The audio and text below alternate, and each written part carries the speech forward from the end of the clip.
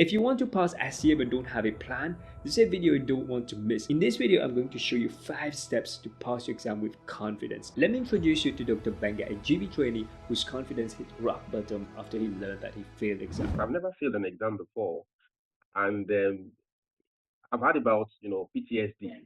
I didn't know ready to boost. I experienced it myself, such that when I went back to work after the result came out, I was having flashbacks because of course the exam you write it in your consulting room anyway. So I wrote the exam in the consulting room. I was given as an ST3, and during consultations, like I would see the images of the patient I saw, coming out of the screen.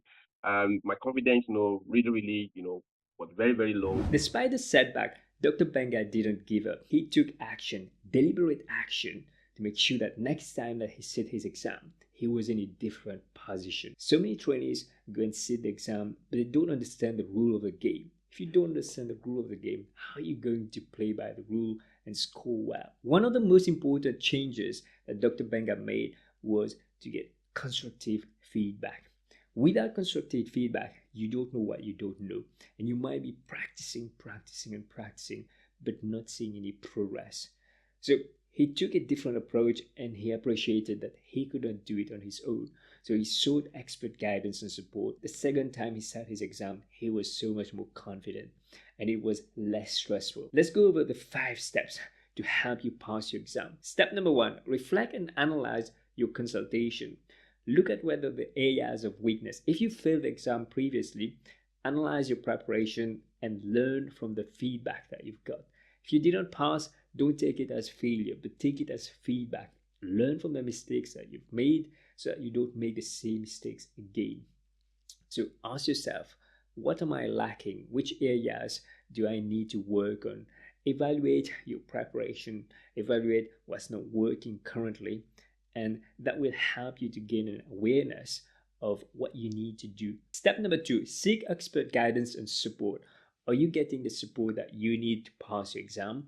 If you don't have the right support, if you're not getting constructive feedback, then you might not know where you stand.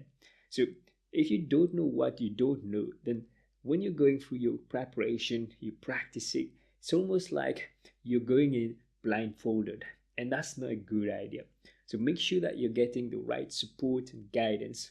Usually, trainees get support from the supervisor, from the TPD. If your supervisor is not too busy, then make sure that they're giving you regular feedback. If you're struggling to get expert guidance and support, then make sure that you can ask somebody who you can trust, who will give you honest, constructive feedback.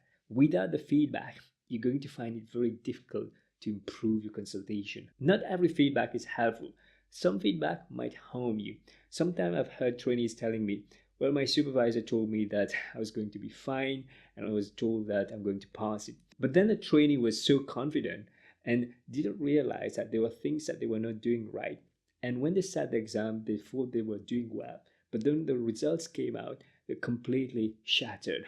So be careful when you hear feedback like, oh, you're doing okay, just keep practicing, because this is not really helpful feedback. What feedback you want is feedback that points out things that you were not aware that you're doing, and also feedback that helps you to improve your consultation and implement changes that will help you to score higher. So make sure that you ask for focused feedback. Give permission to your supervisor or your colleague to tell you honestly what's not working in your preparation, because that's what's going to serve you. Step number 3 is to create a revision plan. So make sure that you've analyzed your areas of weakness, things that you need to work on. Then focus on tackling each of these aspects. Make sure that you've already identified the people that you're going to have in your study group, ideally somebody who's sitting at the same time as you, so you're all committed towards the same goal. If you don't have somebody who is committed, then you might be wasting your time preparing. So in your study groups, make sure that you have a system of giving feedback and how you're going through the cases. Be intentional when you're practicing. So many times I've seen trainees just going in study group and don't have a clear plan what they want to achieve at the end of the study session. So be deliberate So for example, if you know that one of your areas of weakness is shared decision making, focus on developing shared decision making and seeking feedback on shared decision making. Be strategic in your revision. So many trainees just do a number of cases, but they don't focus on the quality. Yes, you have to put in the work, the hours, quantity of cases, but work smart. So if you're doing a case and you find that you didn't do it too well, maybe you have to redo that case until you're satisfied with the level that you've managed the case. Remember, in the exam, you're not just going to rise to the occasion, but you're going to fall to the level of your training. That's why you need to raise a bar so that when, for example, you're not 100% on the exam day, you can still do well and score enough to pass your exam. So raise the bar. If a case has not been done that well, maybe revisit the case in a week time. Step number 4 is to keep track of your progress and celebrate the small wins. As you make progress with your consultation, keep track of your progress. Make sure that you've got it somewhere. So it could be a system where you're recording what cases you're doing and the learnings and the feedback so that you don't forget about it. Otherwise, if you've done a bunch of cases and then you kind of think, what case did I do 3 weeks ago? You probably don't remember it. Whereas if you got it in a system, then it will come back straight to you.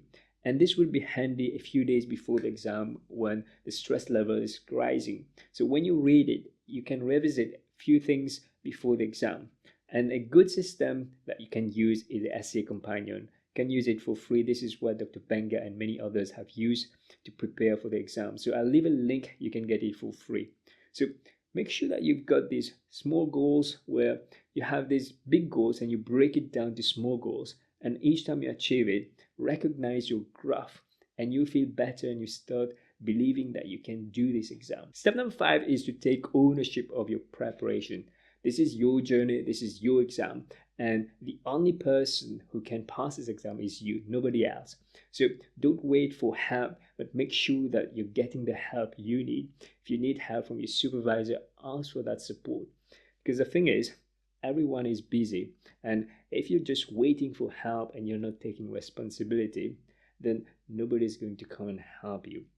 So make sure that you take ownership and embrace this process, because if you do it well, then you're going to pass your exam, and at the end of it, then you will unlock your career.